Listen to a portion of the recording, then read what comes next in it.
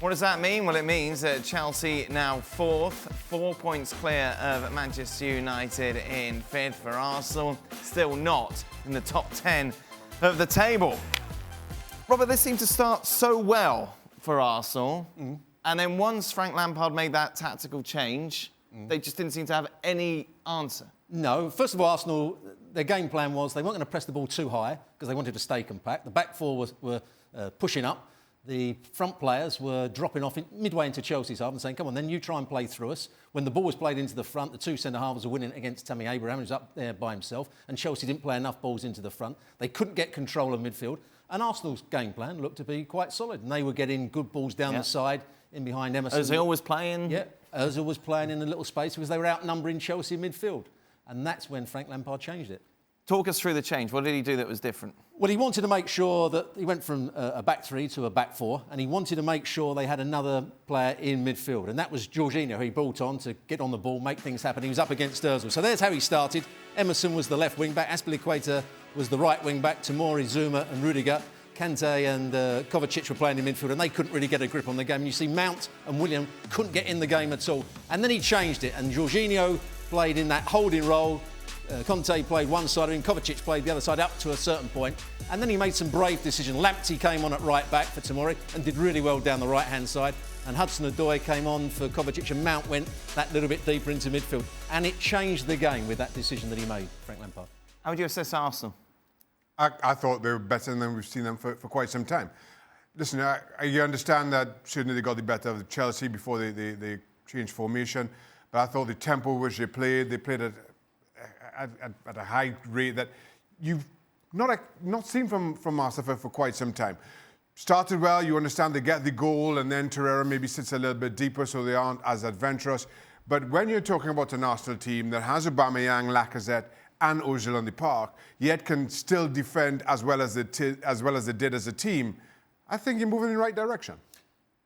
I wouldn't agree with that. In some ways, they did quite well, but that's how they started. Shaka's talking nonsense. Absolutely, yeah. Nelson had a good game down the right-hand side, and Ozil was getting involved slightly. Aubameyang down that left-hand. Chambers had to come off with an injury, and then Mustafi had to come on. We saw him make a couple of errors for the second goal. Pepe came on when they were 2-1 down, and Willett took the place of Ozil when it was actually 1-0 to Arsenal. So he didn't actually get his substitutions right, Mikel Arteta. But the reason I say that Shaka was wrong, because he was asking Mikel Arteta was asking Aubameyang to become another left back. And he was asking Nelson, while he was on the field, to become another right back. So when they got possession, there was no outballs for them.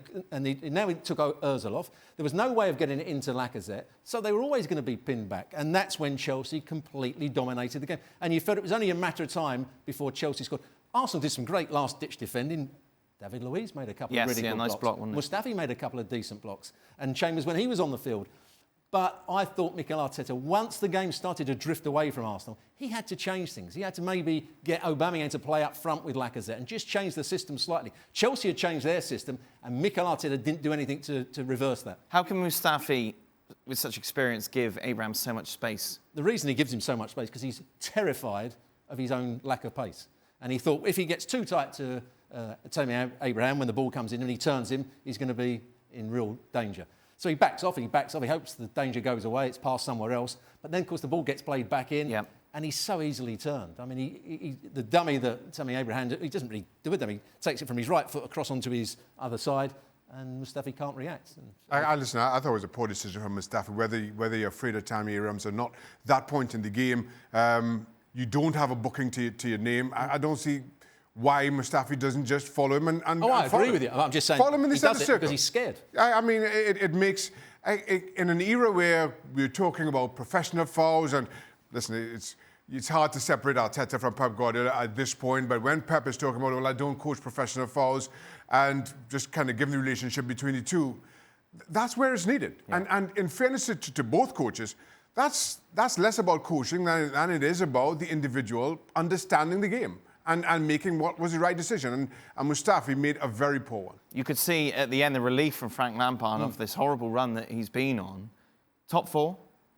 I think unless they start improving they were very poor at the weekend. Against Southampton. Again, when he played with a back three to start with and changed it after 45 minutes, that's why I was so surprised that he went with a back three in this game. I think you couldn't quite see a pattern of play in that first half, what he was trying to do, how they were going to get the ball into Tammy Abraham, how they were going to get it into Mount and Willian.